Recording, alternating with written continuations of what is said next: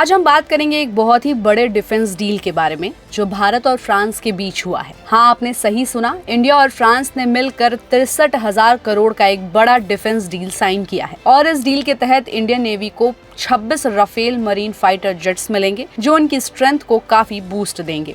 ये डील सोमवार यानी कि आज 28 अप्रैल 2025 को साइन हुई और ये सेरेमनी दिल्ली के south block ministry of defence के हेडक्वार्टर में हुई थी। इस डील पर भारत की तरफ से डिफेंस सेक्रेटरी राजेश कुमार सिंह और फ्रांस की तरफ से फ्रेंच एम्बेसडर ने साइन किया और इस इवेंट में फ्रेंच डिफेंस मिनिस्टर भी वर्चुअली ज्वाइन हुए, लेकिन पर्सनल रीजन की वजह से उनको अपनी ट्रिप कैंसिल करनी पड़ी। अब बात करते हैं ये जो 26 राफेल मरीन फाइटर जेट्स हैं उनके इंपॉर्टेंस की।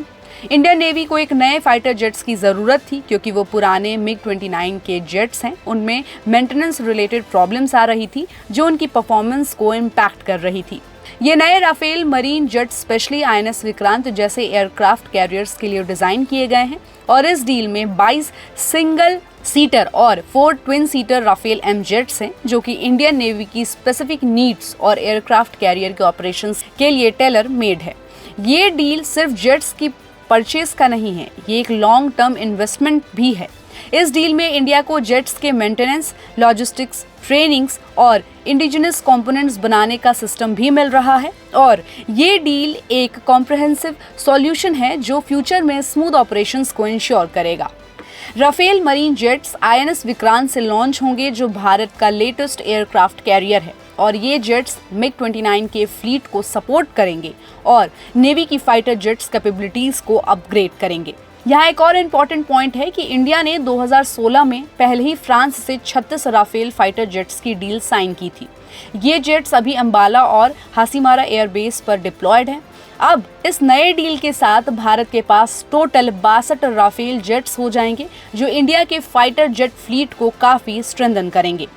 इस डील से इंडिया के 4.5 जनरेशन फाइटर जेट फ्लीट की स्ट्रेंथ बहुत बढ़ जाएगी जो कि स्पेशली चाइना और पाकिस्तान के साथ स्ट्रेटेजिक रिवाइवलरी में काफी इंपॉर्टेंट है।